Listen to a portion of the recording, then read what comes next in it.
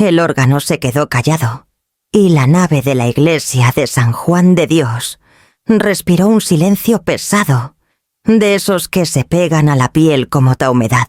Las flores blancas, gladiolas, azucenas, mezclaban su aroma con el incienso, y el murmullo de los dolientes se fue apagando hasta volverse pura respiración contenida. El ataúd de mi hijo Íñigo acababa de cerrarse.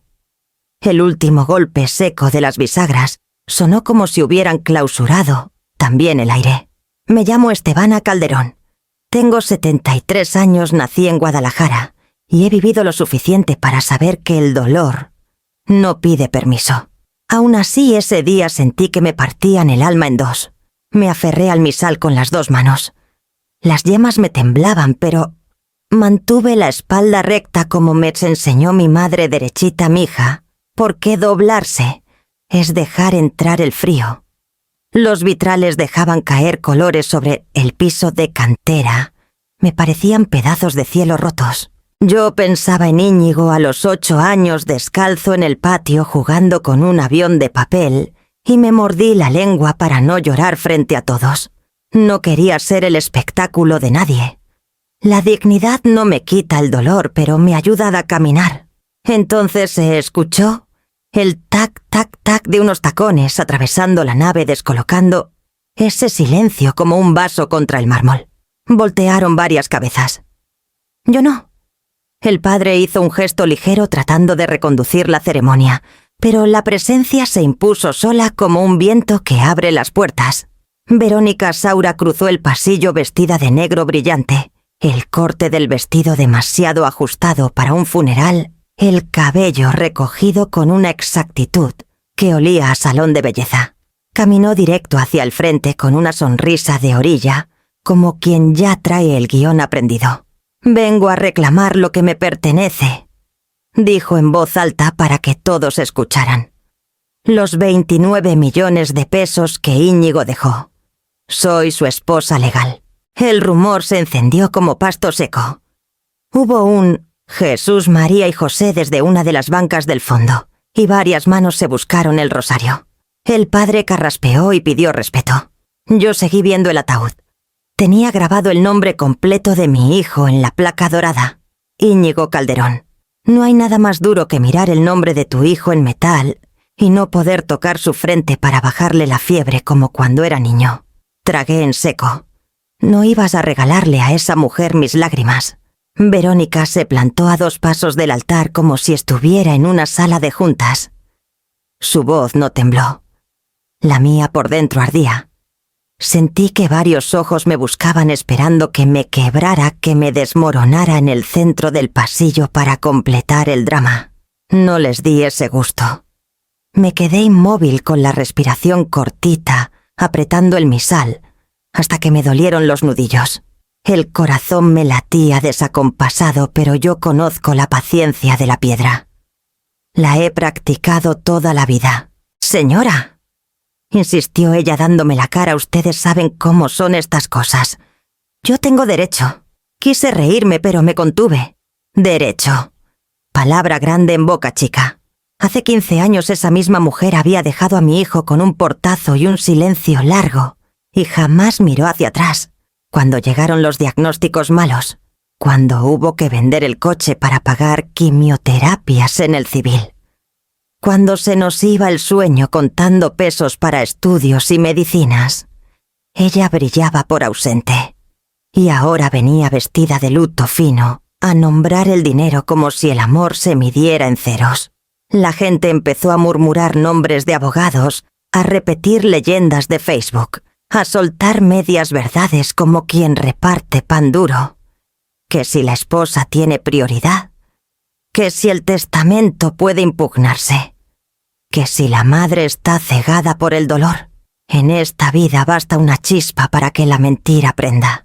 Yo por dentro puse un cubetazo de agua fría a cada frase. No iba a discutir con rumores. Verónica levantó el mentón buscando mi reacción.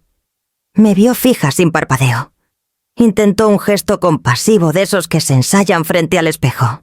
«Señora Estebana, yo también estoy de luto», dijo con ese tono dulce que pica. «No hagamos esto difícil. No respondí. Una voz dentro de mí, serena y antigua, me dijo: «Espera. Solo espera». El padre incómodo propuso una oración por el descanso de Íñigo. Verónica se hizo a un lado con fastidio elegante, como quien concede una cortesía menor. Yo cerré los ojos durante el Padre Nuestro. Lo recé completo palabra por palabra, amarrando el hilo para que no se me zafara el alma. Cuando abrí los ojos, el sol había corrido un poco y una mancha azul de vitral bañaba la madera del ataúd. Pensé que a Íñigo le habría gustado esa luz. La ceremonia terminó con un canto suave. La gente comenzó a salir de a poco haciendo fila para darme el pésame, repitiendo frases de cajón, que aunque gastadas yo agradecí porque nacían de la buena intención. «Estamos con usted, lo sentimos mucho, qué muchacho tan noble era su hijo». Cada abrazo me dejaba olor a colonia y a lágrimas. Yo asentía sosteniendo las manos, sintiendo cómo cada palabra se me clavaba y al mismo tiempo me sostenía. Verónica esperó a que pasara la mayoría. Se acercó de nuevo. Detrás de ella venía un joven con una carpeta azul. La vi de reojo como quien ve pasar un pájaro de sombra. Ella sonrió. «Podemos hacerlo por las buenas», susurró bajando por fin la voz.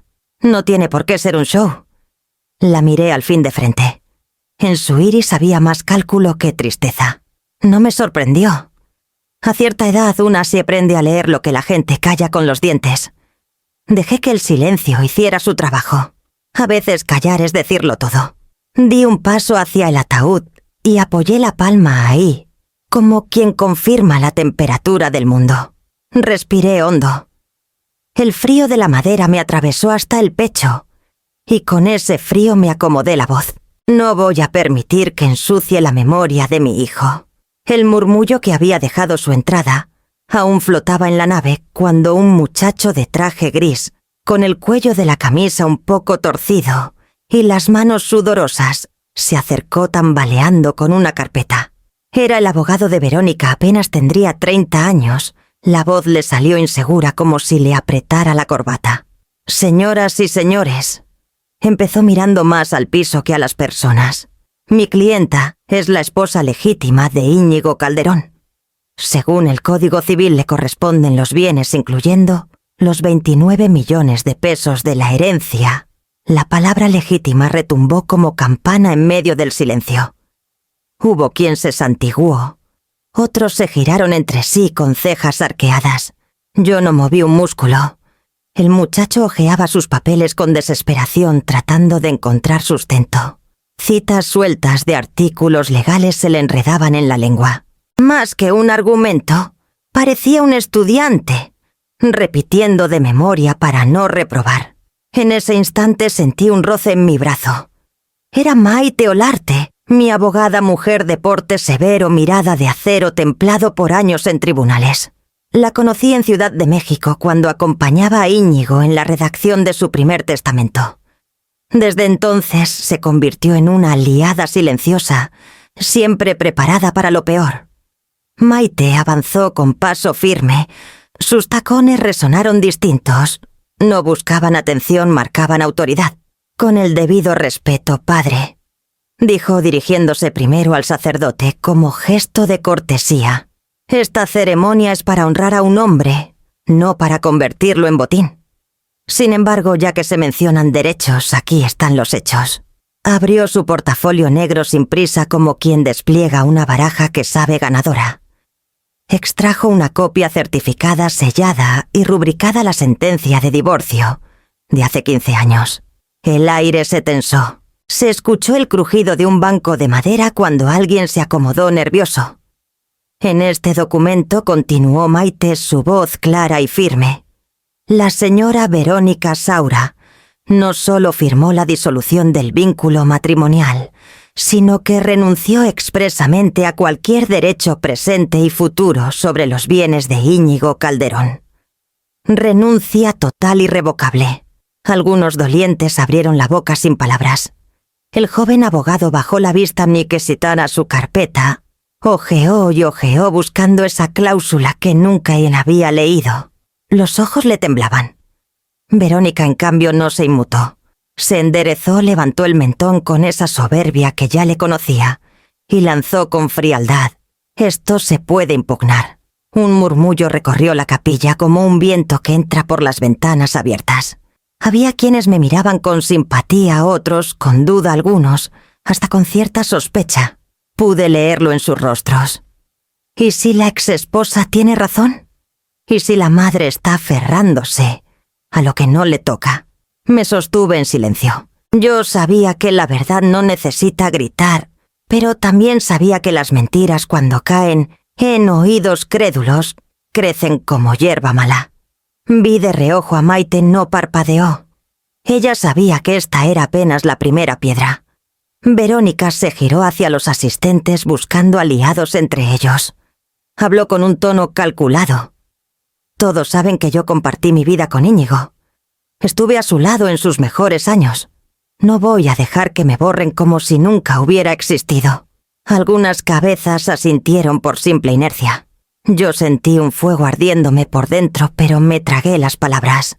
Recordé a mi hijo en aquellas madrugadas de hospital, el sudor frío, la morfina que no alcanzaba las cuentas imposibles. Yo estuve ahí. Ella no. La única verdad que me importaba la llevaba tatuada en la memoria. Maite cerró su portafolio con un clic que resonó más fuerte que un aplauso. El sacerdote intentó continuar con un rezo, pero el ambiente ya estaba cargado. No era un funeral común. Se había convertido en campo de batalla. Yo respiré hondo. Sostuve la mirada en el ataúd y repetí para mis adentros como promesa: no voy a ceder ni un centímetro. No después de todo lo que pasamos. Y aunque ese día nadie lo sabía, yo intuía que lo que Verónica acababa de sembrar ahí, en medio de los bancos y las flores, no era un reclamo pasajero. Era la declaración de una guerra.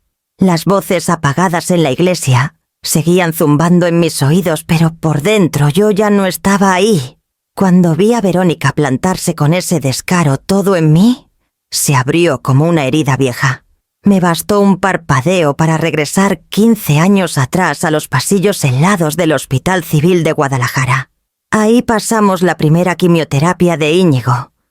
El olor a desinfectante mezclado con el de café recalentado en vasos de unicel se me quedó grabado como una segunda piel. Recuerdo a los médicos hablándome con ese tono clínico, como si las palabras fueran fórmulas, no sentencias de vida. Yo asentía con la cabeza, pero por dentro me iba desmoronando. Cuando salía al pasillo me recargaba contra la pared y rezaba en silencio, mordiendo los labios hasta sangrar, para no llorar delante de él. Íñigo tenía apenas 30 años con toda la vida por delante, y aún así me decía: «Mamá, tranquila, no llores. Esto lo vamos a sacar adelante». Su voz temblaba, pero su mirada siempre fue firme. Él me sostenía a mí, aunque fuera yo quien debía cargarlo de regreso a casa cuando las piernas le fallaban.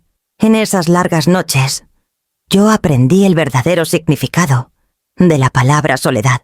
Nadie más estaba ahí. Nadie. Verónica había desaparecido como humo desde el día en que escuchó la palabra cáncer. Ni un mensaje, ni una llamada, ni un sobre con ayuda. Nada.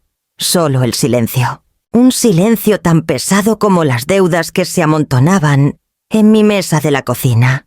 Recibos de laboratorio, estados de cuenta, del banco, préstamos que firmé sin leer la letra chica. Vendí el coche, luego el anillo de compromiso que guardaba en un cajón.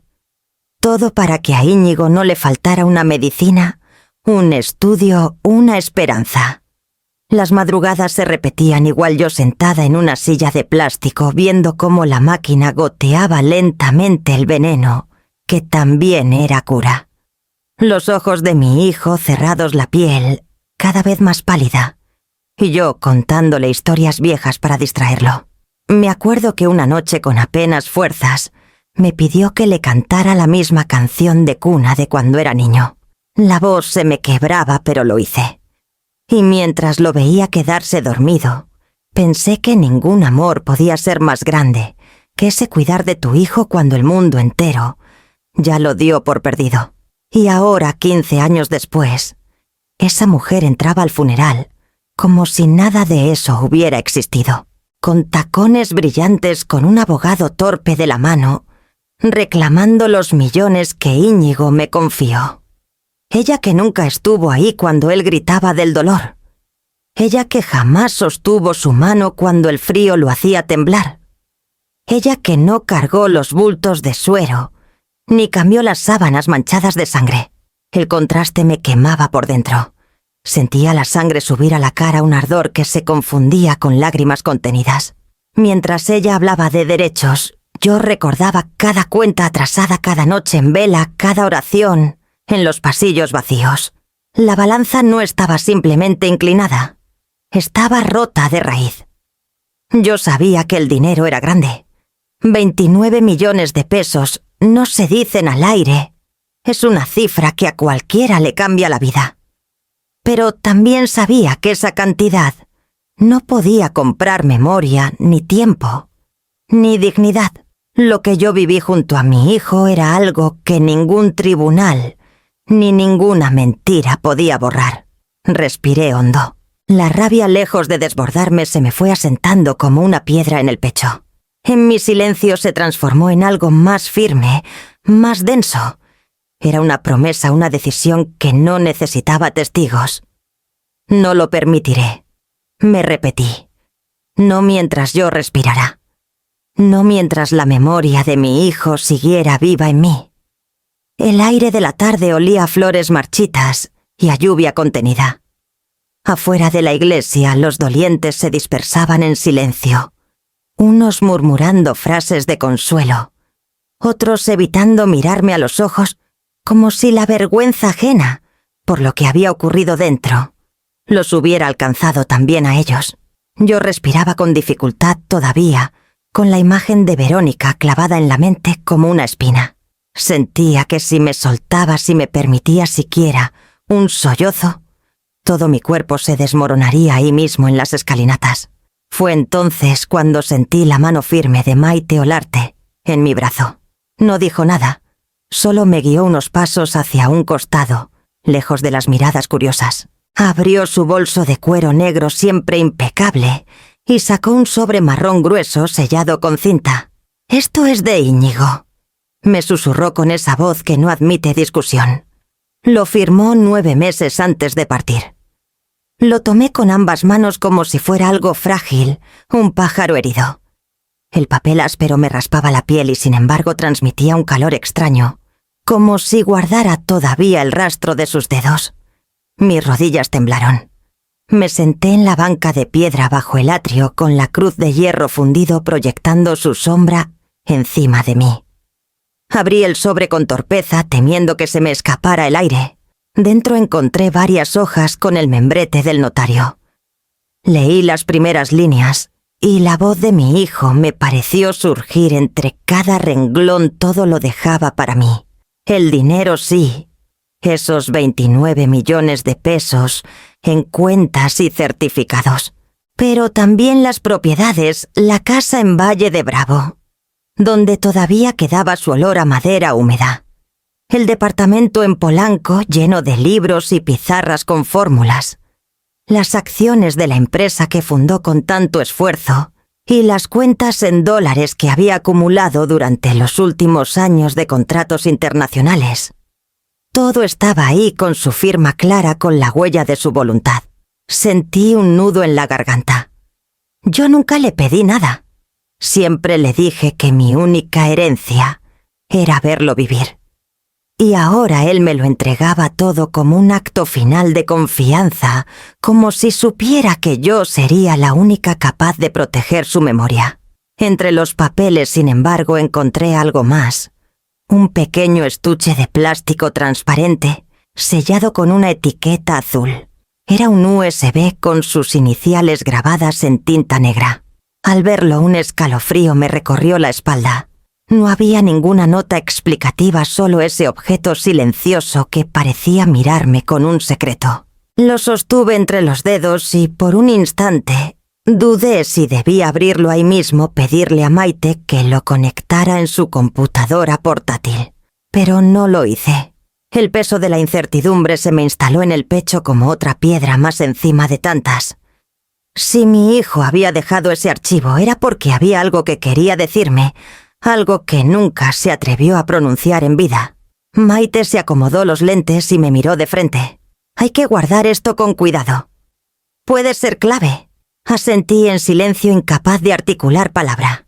Guardé el USB en el bolsillo interno de mi bolso como quien esconde un talismán, y volví a cerrar el sobre con los documentos.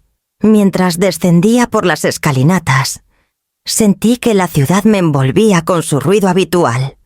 Los claxonazos, los vendedores ambulantes ofreciendo tamales y flores, el murmullo de la gente que pasaba sin saber que en mis manos cargaba no solo la herencia de mi hijo, sino también un misterio.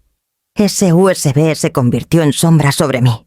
Caminé hacia el coche con pasos pesados, sintiendo que cada latido me repetía lo mismo. Hay algo que Íñigo quiso dejarte, algo que no te contó. Y en ese silencio húmedo y húmedo de Guadalajara, con el sobre marrón contra el pecho, comprendí que la batalla apenas comenzaba. Al día siguiente del funeral, cuando todavía no había podido dormir más de un par de horas, el teléfono vibró con insistencia en la mesa de noche. Encendí la pantalla y lo primero que vi fue una imagen que me heló la sangre. Verónica había publicado en sus redes una foto vieja con Íñigo tomada hacía más de 20 años en la playa de Puerto Vallarta. Ambos reían, jóvenes bronceados con el sol de fondo. Y debajo de la imagen, una frase escrita con letras negras y un corazón roto. El amor de mi vida se fue. El impacto fue inmediato. En cuestión de minutos la publicación acumulaba cientos de reacciones, comentarios, llenos de condolencias, cadenas de oraciones.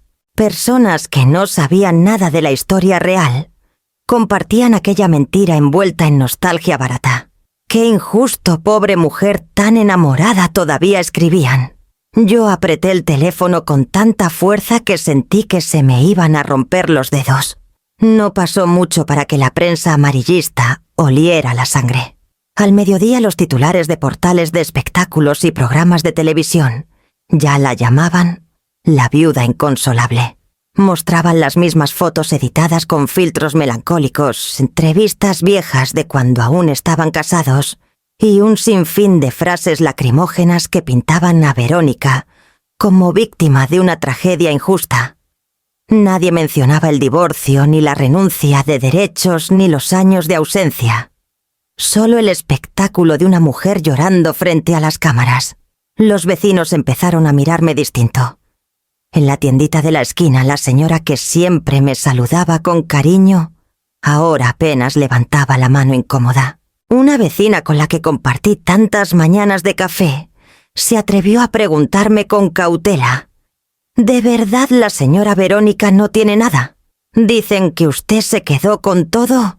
Sentí un nudo en la garganta. No porque creyera que me acusaba, sino porque reflejaba lo fácil que es torcer la verdad con un par de imágenes y un título sensacionalista. Por la tarde fui a la oficina de Maite. La encontré revisando papeles con el ceño fruncido y la computadora abierta en varias pestañas de noticias.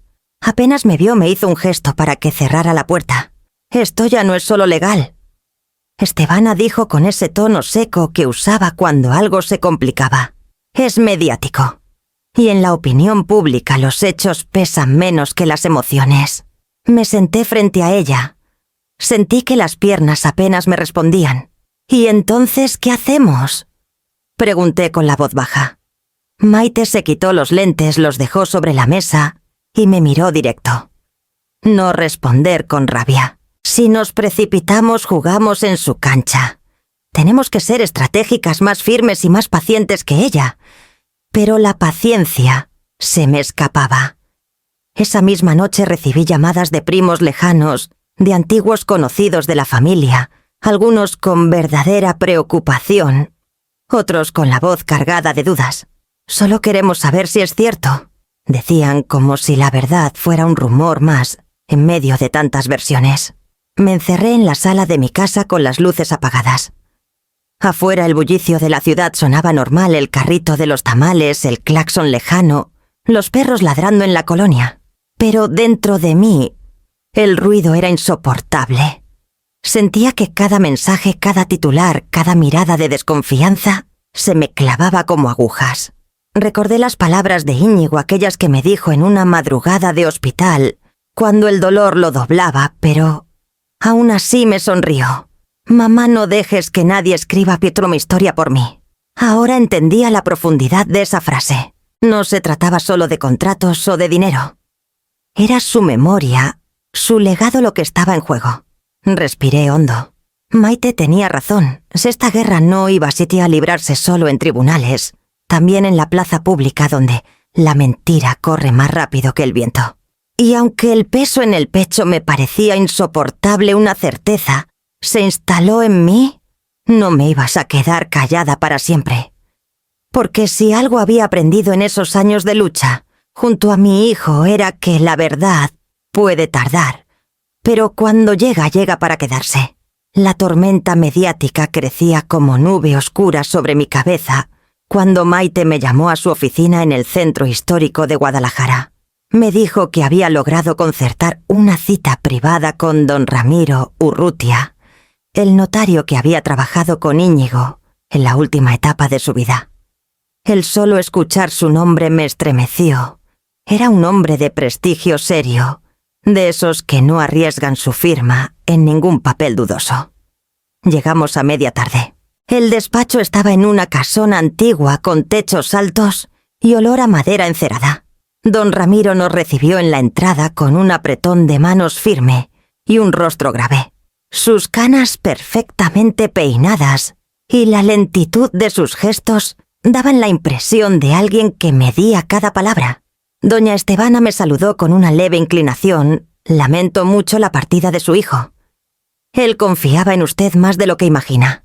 Me temblaron los labios, pero asentí en silencio. Pasamos a su oficina. Las paredes estaban cubiertas de libros de derecho, y en el centro reposaba un escritorio macizo con una carpeta abierta. Sobre ella un pequeño estuche de plástico transparente. Mi corazón reconoció lo que era incluso antes de que él hablara. Íñigo me pidió que lo guardara hasta que llegara este momento, dijo empujando suavemente el estuche hacia mí.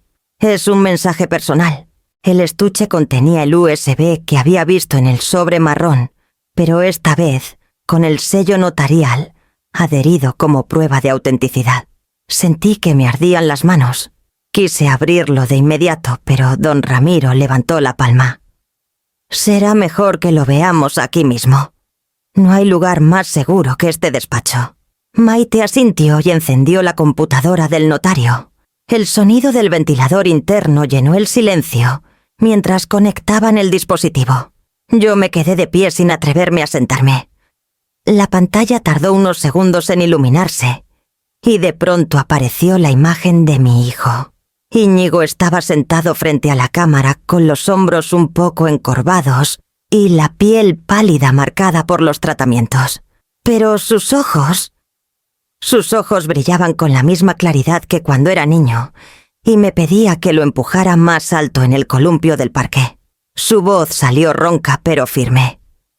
Mamá, si estás viendo esto es porque ya no estoy contigo. No quiero que te quedes con dudas ni que nadie te confunda. Tú fuiste la única que nunca me soltó de la mano. Me llevé la mano a la boca. Sentí que el mundo se me iba en ese instante, pero no dejé que se escapara un sollozo. Si Verónica regresa, continuó, no le entregues nada. No tiene derecho. Ella se fue cuando más la necesitaba. No quiero que borre lo que fue verdad. Te elijo a ti. Tú nunca me dejaste. Las lágrimas me llenaron los ojos, borrosas, pesadas como cristales, a punto de romperse. Pero no me permití caer. Cerré los puños contra mi pecho y me obligué a mantener la frente en alto. Íñigo me había dejado ese mensaje no para que me hundiera en la tristeza, sino para darme fuerza. El video terminó con él respirando hondo, mirando directo a la cámara como si quisiera asegurarse de que esas palabras quedaran grabadas en mi alma, más que en el dispositivo. La pantalla se apagó y el silencio en la oficina fue absoluto. Se escuchaba apenas el crujido lejano de un mueble de madera. Maite tomó una hoja y la deslizó hacia mí. «Esto es más poderoso que cualquier titular de prensa», dijo. «Es la voz de Íñigo, es prueba legal y es memoria». Don Ramiro asintió con una expresión de respeto. Él sabía que vendrían a torcer su historia. Por eso dejó esto. Yo no respondí. Toqué con los dedos la superficie del escritorio fría y cerré los ojos. Dentro de mí la rabia se transformó en una determinación distinta. No solo defender lo material, sino custodiar la verdad de mi hijo. Cuando guardamos el USB en una caja sellada y salimos del despacho, el sol ya se ocultaba detrás de las nubes. Guadalajara rugía con su tráfico, los claxones, el eco de la ciudad indiferente. Yo caminé despacio con Maite a mi lado, el corazón desgarrado, pero también renovado. Íñigo me había dejado su última voluntad en palabras claras. Y yo, como su madre, juré que nada ni nadie me arrebataría esa certeza. 3 días después del funeral, Maite me acompañó a la Ciudad de México. El aire húmedo de la capital me oprimía el pecho, pero también me daba la sensación de estar entrando en el verdadero campo de batalla. El evento se había preparado con sigilo, la presentación oficial de la Fundación Íñigo Calderón en el Palacio de la Autonomía de la UNAM, un lugar cargado de historia y respeto. Íñigo lo había soñado así, y ahora yo estaba ahí para cumplirlo. La mañana empezó temprano. En el vestíbulo del edificio un equipo de voluntarios acomodaba sillas, revisaba micrófonos y ajustaba el proyector. Los retratos de próceres en las paredes parecían observar cada movimiento. Me quedé unos minutos en silencio, respirando profundo. El corazón me golpeaba como tambor, pero traté de sostener la calma. Maite, impecable en un traje azul marino, revisaba papeles junto a Jimena, la directora financiera de la empresa que Íñigo fundó. Ella se había convertido en una aliada inesperada con su cabello recogido y una serenidad que contrastaba con la tensión que todos cargábamos. «Están listos los documentos para la prensa», me dijo Jimena entregándome una carpeta. «Solo falta usted». Yo asentí. No sabía si estaba lista, pero sí sabía que no podía retroceder. A las 10 en punto la sala principal estaba llena. Había académicos, periodistas, estudiantes, líderes comunitarios y algunos inversionistas que habían colaborado con mi hijo en sus últimos proyectos. En la primera fila estaba el alcalde serio con las manos entrelazadas. Todo estaba dispuesto. El murmullo bajó cuando Maite subió al podio. Habló con esa voz firme que nunca se quiebra. «Hoy no estamos aquí para hablar de herencias ni de disputas, sino de legado». Íñigo Calderón fue un hombre que creyó en la educación y en la justicia social, y quiso que su trabajo se transformara en oportunidades para los demás. Los aplausos fueron medidos respetuosos. Luego me hizo una seña. Era mi turno. Sentí que las piernas se me hundían, pero avancé despacio hasta el centro. El micrófono parecía enorme frente a mí. «Gracias por estar aquí», dije buscando aire entre cada palabra. Mi hijo soñó con esta fundación. No para sí mismo, sino para los jóvenes que necesitan un empujón, para los enfermos que luchan sin recursos, para quienes no tienen voz. Él no pudo quedarse, pero dejó instrucciones claras. «Hoy vamos a escucharlo». Un técnico bajó las luces. La pantalla gigante se iluminó. Y ahí estaba Íñigo, débil, pero digno como lo había visto en el despacho del notario. El auditorio guardó un silencio absoluto mientras él hablaba. «Mamá, si estás viendo esto es porque ya no estoy. Pero quiero que quede claro, la fundación es mi herencia verdadera. A ti te dejo todo porque nunca me soltaste la mano. Si Verónica regresa, no le entregues nada. No tiene derecho. Te elijo a ti. Tú nunca me dejaste». Escuché un suspiro colectivo. Algunas personas se limpiaron discretamente los ojos. Yo me quedé erguida con el corazón abierto de par en par, pero con la convicción de que esa era la voz que debía prevalecer. Cuando el video terminó, hubo unos segundos de quietud, y luego estalló un aplauso que hizo retumbar el recinto. Todos se levantaron de sus asientos. Fue una ovación de pie prolongada, un reconocimiento, no solo a mi hijo, sino a la verdad que había dejado grabada. En medio de esa marea de aplausos, mis ojos se deslizaron hacia el fondo de la sala. Entre las sombras vi a Verónica. Estaba sentada con lentes oscuros, pero no podía ocultar el gesto crispado de su boca. Cuando el público siguió aplaudiendo, ella se levantó bruscamente. Su silla rechinó contra el piso, y sin mirar a nadie caminó hacia la salida con el rostro desencajado. La vi perderse por la puerta mientras el aplauso seguía tronando en mis oídos. No hizo falta que dijera nada. Su huida lo dijo todo. Yo permanecí en el podio apretando el programa del evento contra el pecho. Sentí que el peso de los días anteriores se aligeraba apenas un poco. Íñigo había hablado por sí mismo frente a todos, y yo solo tenía que sostener ese eco. La calma que me dejó la ovación en el Palacio de la Autonomía apenas duró un par de días. Una tarde, mientras intentaba revisar papeles de la fundación, el teléfono empezó a sonar sin tregua. Mensajes, llamadas, notificaciones que llegaban una tras otra. Al principio pensé que eran felicitaciones atrasadas, pero bastó con abrir una de las ligas para sentir cómo el estómago se me helaba. Verónica había contraatacado. Un canal de espectáculos difundía un clip manipulado, donde Íñigo aparecía cansado con la voz apagada diciendo frases sueltas. El video estaba recortado y cosido con precisión maliciosa, de manera que parecía admitir un arrepentimiento. Me duele cambiar. El testamento. Tal vez no sea justo.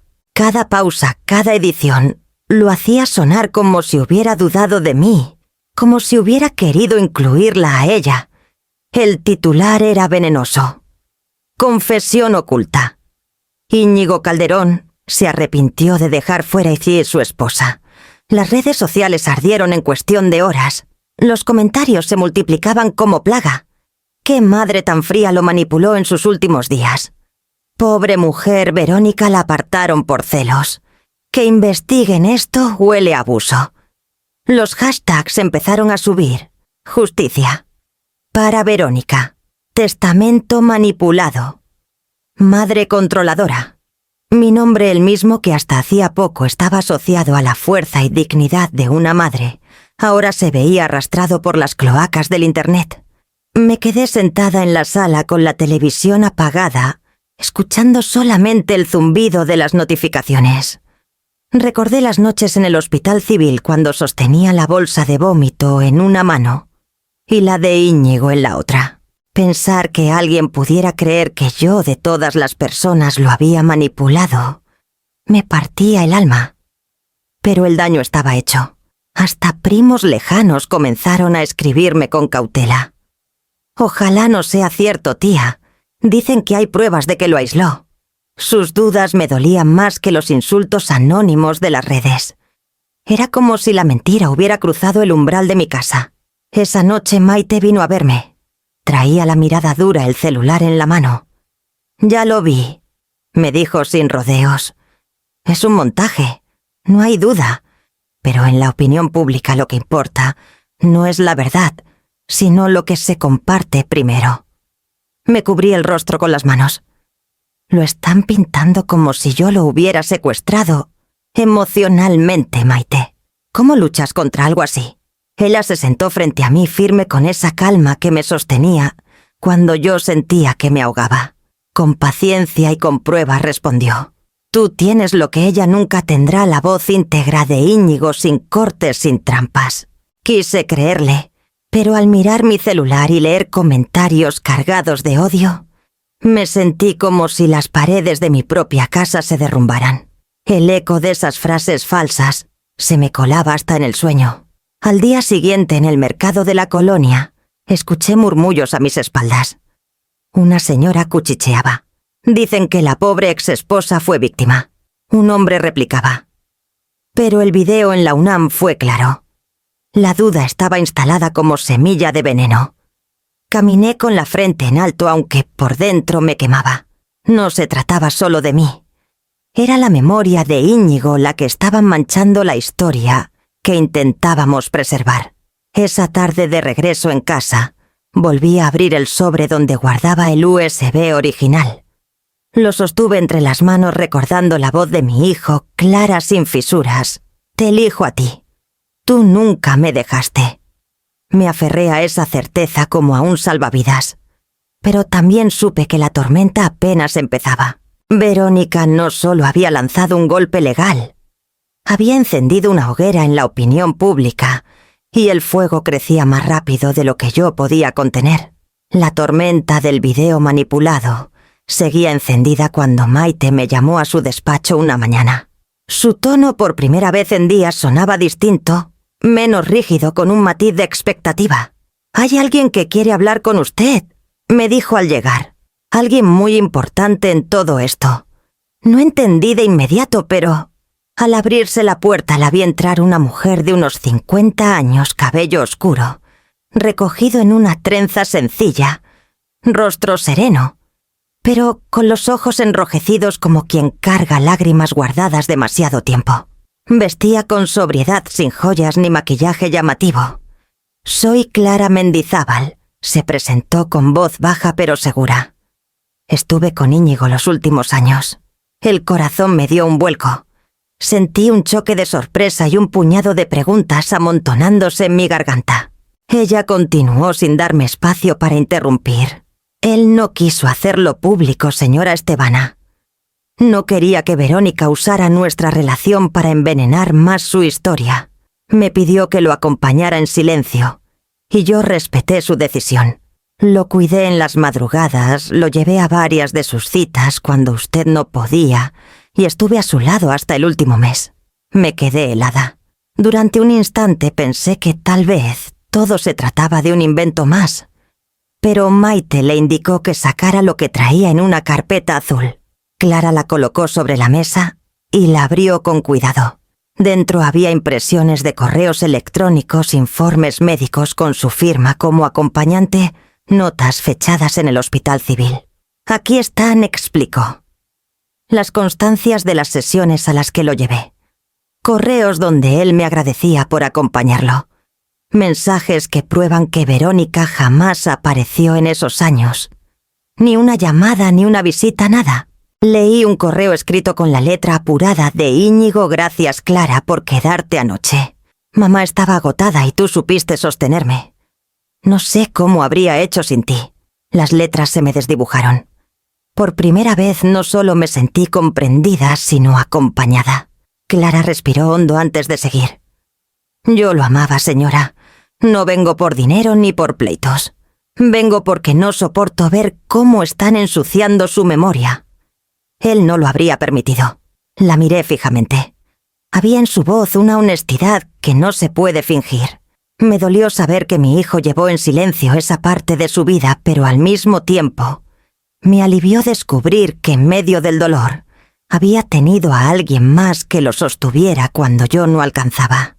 Me levanté despacio y sin pensarlo demasiado la abracé. Sentí sus hombros tensos al principio como temiendo mi rechazo, pero luego se relajó y nos quedamos así, dos mujeres unidas por el mismo amor hacia un hombre que ya no estaba. «Gracias por estar», le susurré.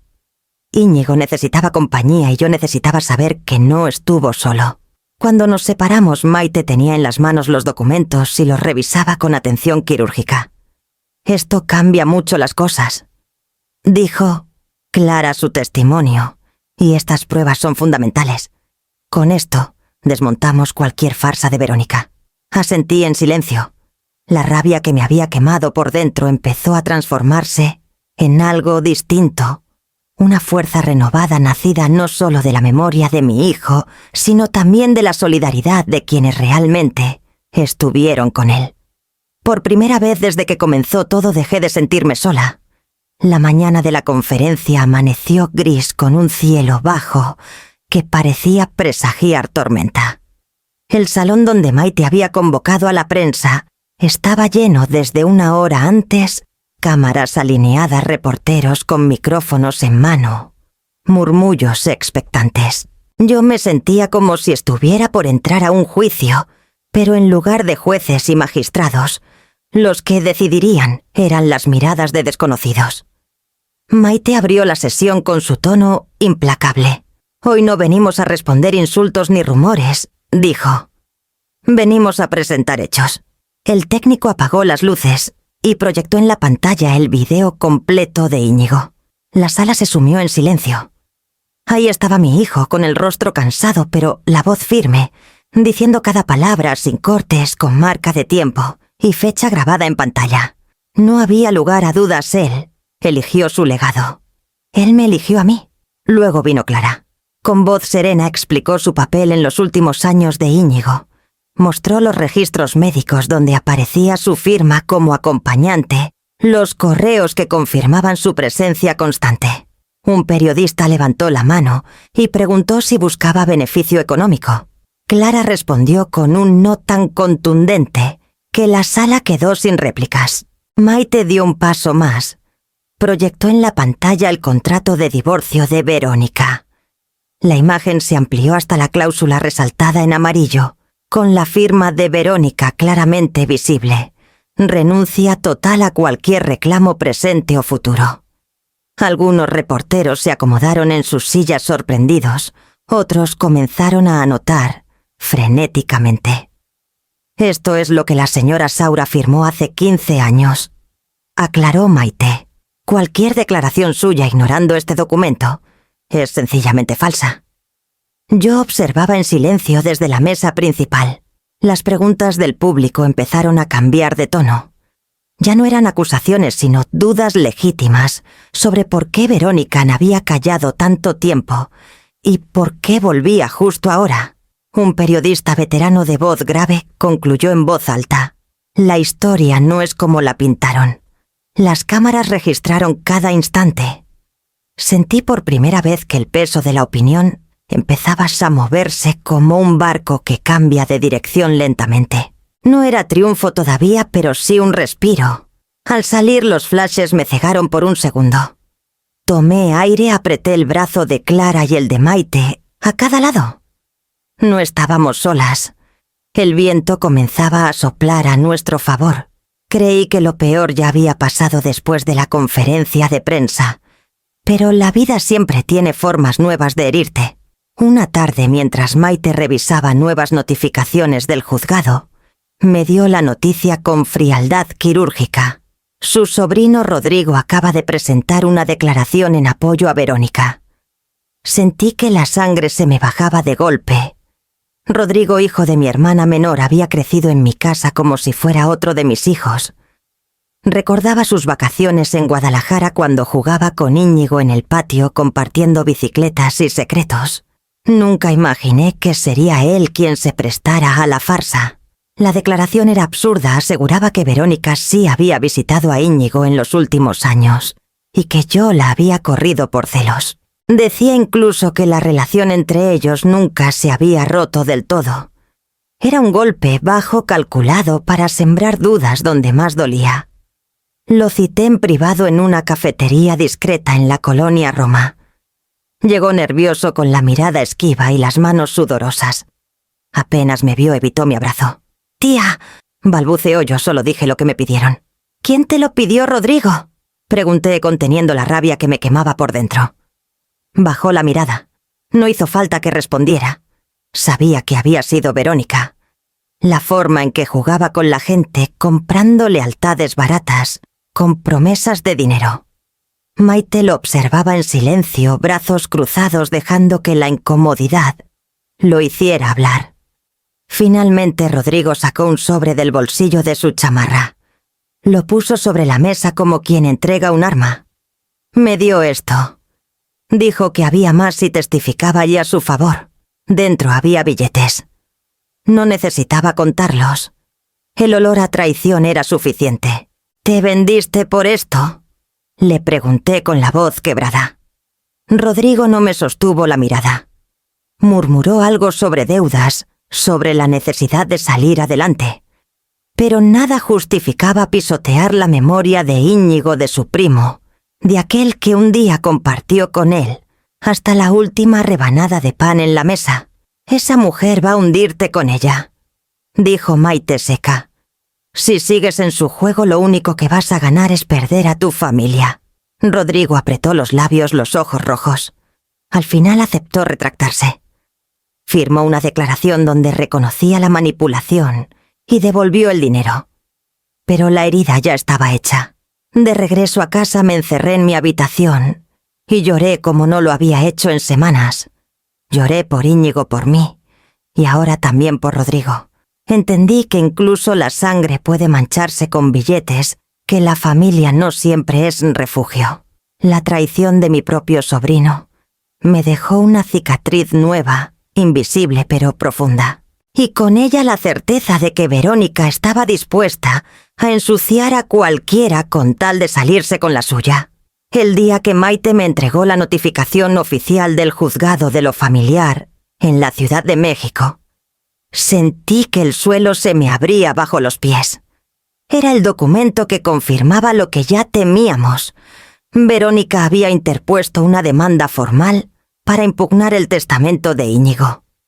Me senté en la sala con el sobre en las manos. El papel parecía arder. Abrí las páginas y empecé a leer cada párrafo golpeándome como una bofetada. Verónica afirmaba que Íñigo había estado coaccionado, que yo lo había aislado de todos sus seres queridos, que lo manipulé con chantajes emocionales para que me dejara todo. Me describía como una madre controladora, obsesiva y dominante, capaz de aprovechar la fragilidad de mi hijo en sus últimos días. Tuve que dejar el documento sobre la mesa. Las palabras se me emborronaban de rabia y de tristeza. Pensar que alguien se atreviera a escribir que yo había usado la enfermedad de mi hijo para beneficiarme me revolvía el alma. Recordé cada madrugada en el hospital, cada vez que le cambié las sábanas cuando estaban manchadas de sangre, cada masaje en sus pies, para que pudiera dormir, cada lágrima escondida en el baño, para no quebrarme frente a él. Eso era ser controladora según ella. El dolor era tan hondo que me costaba respirar. Era como si intentaran borrar la historia real para inventar otra más conveniente. Sentí que me arrancaban de nuevo a mi hijo, que profanaban incluso sus últimas palabras. Maite me dejó espacio para procesar. Me observaba con esa mezcla de dureza y compasión que solo ella sabía equilibrar. «Estebana, sé que es cruel leer esto», me dijo finalmente, «pero también sé que es débil. No hay fundamento. La ley está de nuestro lado y tenemos pruebas sólidas. ¿Y la opinión pública?», pregunté con la voz quebrada. «Ellos creen primero lo que hace más ruido». Maite se acomodó los lentes y me mostró un folder con separadores de colores. «Ya estamos preparando la contraofensiva. No vamos a dejar que esto quede en palabras. Tendremos testimonios de médicos de Clara de Jimena, de todos los que acompañaron a Íñigo. Cada correo, cada documento, cada firma. Y sobre todo el video en el que él mismo dice con claridad lo que quiere». La escuchaba y me aferraba a cada sílaba como si fueran tablas en medio de un naufragio. Sabía que Maite era brillante, pero también sabía que el camino sería largo. Y dentro de mí, esa herida seguía abierta. Esa noche en la soledad de mi cuarto volví a leer las acusaciones. Me llamaban manipuladora, fría, implacable. Cerré los ojos y recordé a Íñigo en la última Navidad, que pasamos juntos riéndose mientras me regalaba un suéter azul, porque ya era hora de que dejara los grises. Esa risa era la verdad. No había manipulación, no había chantaje, solo amor. Doblé los papeles con cuidado. Los guardé en el cajón del buró y me prometí una cosa. No dejaría que nadie distorsionara nuestra historia. Verónica que había abierto una guerra en los tribunales, pero yo estaba lista para responder. Maite, como siempre, tenía razón. Las batallas más duras no se libran con gritos, sino con pruebas. Y yo tenía las más poderosas, la memoria de mi hijo y la fuerza que me dejó para seguir defendiéndolo. El día de la audiencia amaneció con un cielo plomizo sobre la Ciudad de México. El edificio del juzgado de lo familiar parecía aún más frío que de costumbre, con sus paredes grises y pasillos interminables. Caminé de la mano de Maite sintiendo la mirada de curiosos que murmuraban en voz baja. Clara también estaba ahí con paso sereno como quien sabe que no tiene nada que ocultar. La sala estaba llena. Periodistas, abogados, funcionarios y hasta familiares lejanos se habían dado cita cada uno con sus propias versiones y prejuicios. La jueza, una mujer de cabello recogido y expresión severa llamada Magistrada Solís, pidió silencio. Verónica entró unos minutos después, vestida de un azul marino calculado con gafas oscuras, que se quitó apenas tomó asiento junto a su abogado. Su rostro transmitía esa seguridad arrogante de quien cree que el ruido vale más que la verdad. Los primeros minutos fueron tensos. El abogado de Verónica insistía en la supuesta coacción, repitiendo la idea de que yo había aislado a mi hijo. Mostró el clip manipulado como si fuera una pieza clave. La jueza observaba sin gestos, tomando notas, sin concederle ni una mueca de interés. Cuando llegó el turno de Maite, desplegó la carpeta con calma y comenzó a proyectar los documentos en la pantalla el video original de Íñigo, con marca de tiempo. Las firmas de los médicos certificando su lucidez. Los registros de Clara acompañándolo en sus tratamientos. Todo claro, todo verificable. Yo pensaba que eso sería suficiente, pero entonces ocurrió lo inesperado. Uno de los auxiliares del juzgado, después de hablar con Maite en voz baja, entregó a la magistrada un sobre cerrado. Lo abrió y tras unos segundos anunció: se ha recibido una copia autenticada de un correo electrónico enviado por la señora Verónica Saura a una tercera persona. Será incorporado al expediente. El murmullo se esparció por la sala como un viento repentino. La jueza ajustó sus lentes y leyó en voz alta con entonación clara cada palabra. Voy a por lo que me debe. Si su madre quiere guerra, la tendrá. El eco de la frase pareció golpear las paredes. Hubo un silencio denso seguido de suspiros de cabezas que se giraban, de plumas que se detenían en el aire. Verónica palideció. Intentó sonreír, pero la sonrisa se quebró en una mueca nerviosa. El abogado de ella se levantó de inmediato tartamudeando excusas, que era un mensaje sacado de contexto, que no podía comprobarse la autenticidad. Pero Maite ya tenía la copia certificada con fecha, hora y dirección de origen. No había escapatoria. La jueza dejó el documento sobre la mesa. Miró a Verónica directamente y habló con voz grave. Lo que aquí se lee no corresponde a una viuda en duelo, sino a alguien que planea obtener un beneficio económico, a cualquier costo. Algunos periodistas tomaron fotos, otros grababan frenéticamente.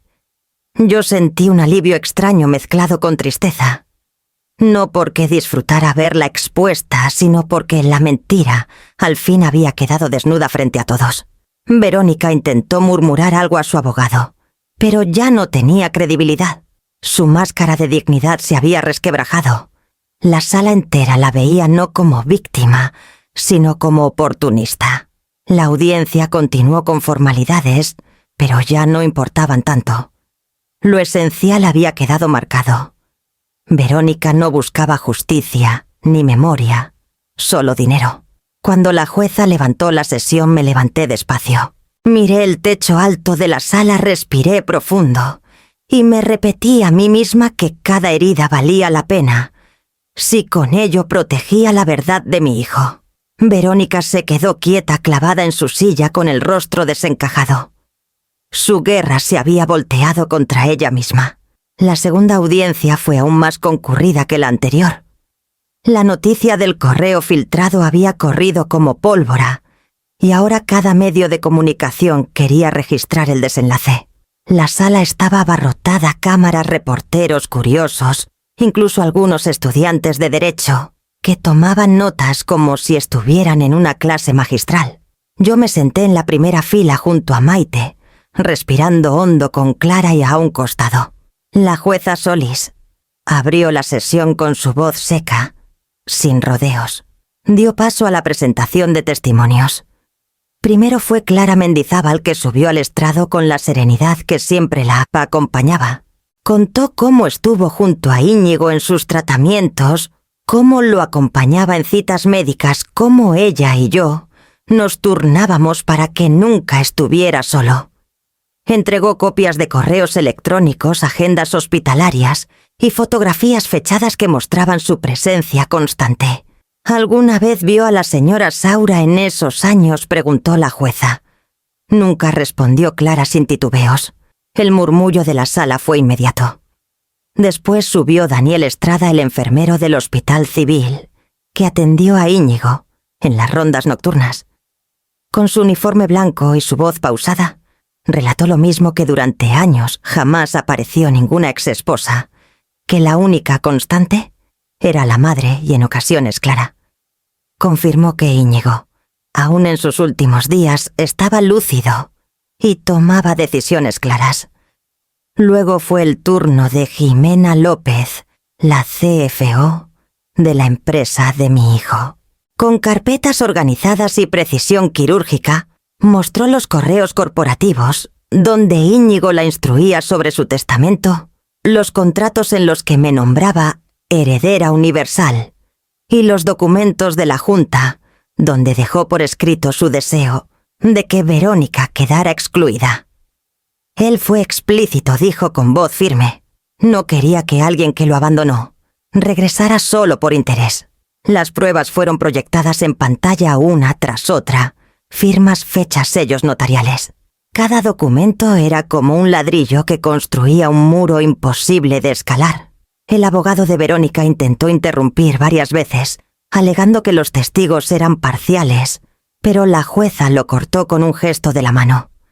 La paciencia en su rostro se agotaba con rapidez. Finalmente, tras horas de exposición, la magistrada pidió silencio. Se inclinó sobre sus notas, ajustó los lentes y habló con voz que retumbó en la sala. La demanda interpuesta por la señora Saura se considera fraudulenta e intencionalmente engañosa. No hay pruebas de coacción, ni de manipulación, ni de aislamiento. Al contrario, hay evidencia contundente de que el testador actuó con plena capacidad y voluntad. Un murmullo fuerte recorrió la sala. Yo sentí cómo un peso inmenso se me caía de los hombros. En consecuencia, continuó la jueza. Este tribunal ordena sanción contra el equipo legal de la parte demandante por mal uso del proceso, además del congelamiento inmediato de las cuentas asociadas a la señora Saura, hasta cubrir los costos generados por este litigio.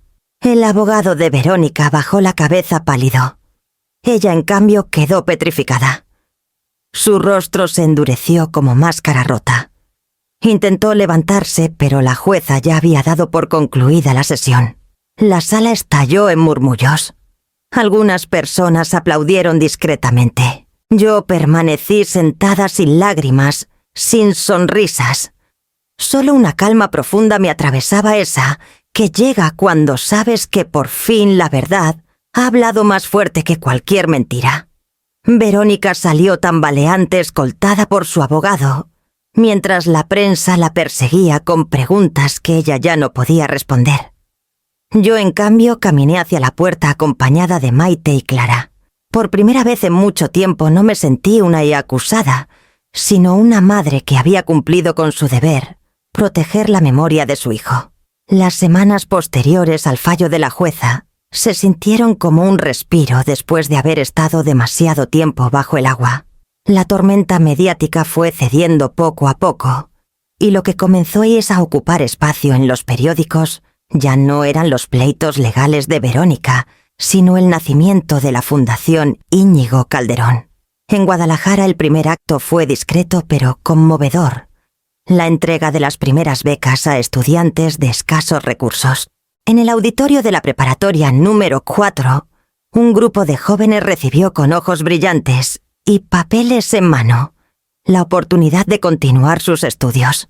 Entre ellos había una muchacha que me abrazó con fuerza y me susurró al oído: yo también cuidé a mi mamá cuando estuvo enferma. Gracias por no olvidar a los que pasamos por eso. Sentí que las lágrimas me punzaban, pero logré sonreír. Íñigo estaría orgulloso. Días después, en Monterrey, inauguramos otro programa apoyo para pacientes oncológicos en hospitales públicos. Vi cómo entregaban vales para tratamientos y medicamentos a familias que, como la nuestra, conocían el peso de las cuentas imposibles.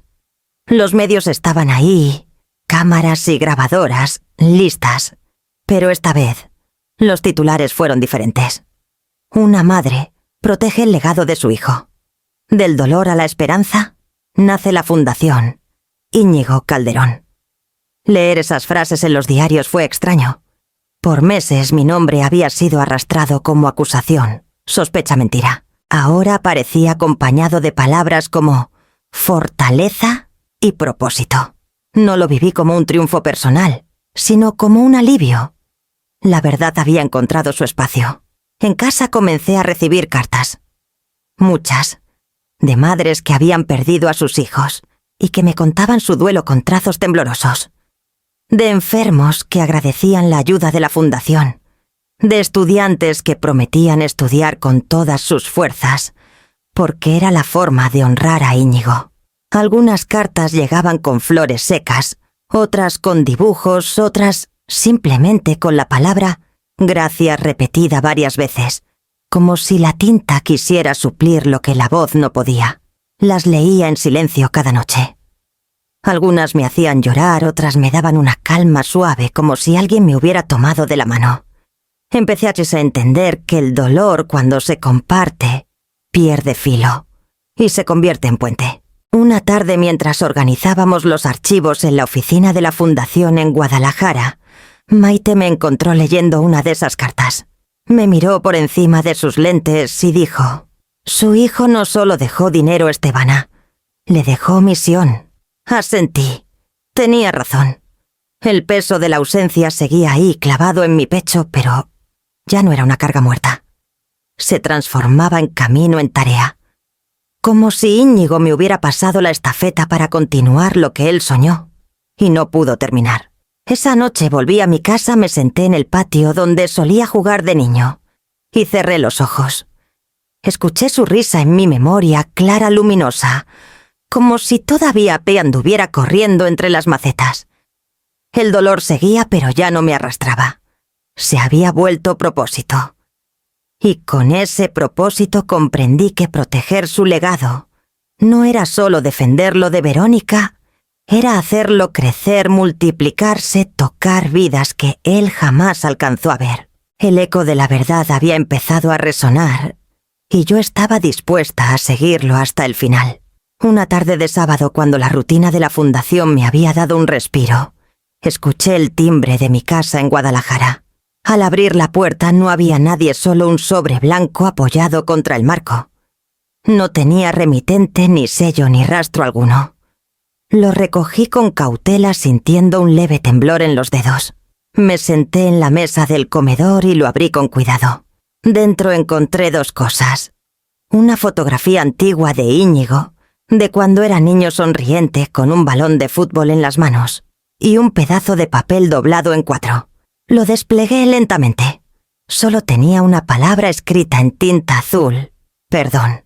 Me quedé inmóvil observando aquella palabra como si intentara descifrar un código secreto. ¿Quién lo había enviado? ¿Verónica tratando de cerrar la herida después de su derrota? ¿O algún cómplice arrepentido, alguien que participó en sus mentiras y al final no pudo con la carga? Nunca lo sabría. La tentación de buscar respuestas me rozó el pensamiento. Podría haber preguntado a Maite, investigar huellas, rastrear la procedencia, pero no lo hice. No quise.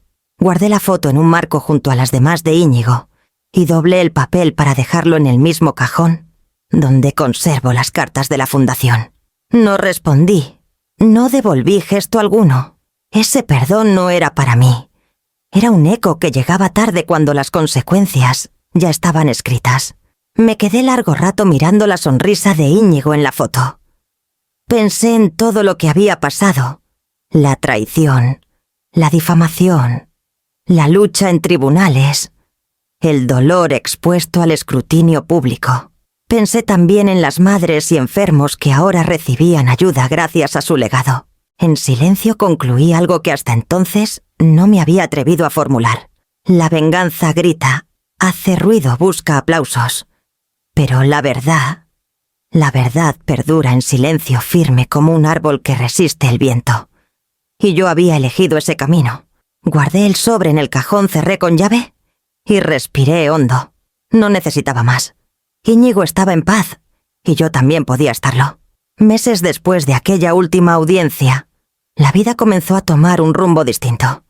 El dolor seguía ahí, como un susurro constante, pero ya no era un peso insoportable, se había convertido en raíz. Y de esa raíz nació el jardín conmemorativo de Íñigo, en Chapultepec, un espacio que él mismo había soñado cuando hablaba de dejar algo vivo, algo que respirara más allá de papeles y cuentas. El día de la inauguración amaneció luminoso. Caminé entre los senderos recién trazados bordeados de bugambilias y jazmines. Los voluntarios plantaban flores de colores mientras un grupo de niños corría entre las bancas de piedra, riendo como si aquel lugar hubiera existido siempre para ellos. El murmullo de la fuente central llenaba el aire con frescura y el sol se filtraba entre los árboles, acariciando cada rincón. Me detuve frente a una placa de bronce con el nombre de mi hijo, Fundación Íñigo Calderón Jardín de Vida. Pasé los dedos sobre las letras y sentí un estremecimiento.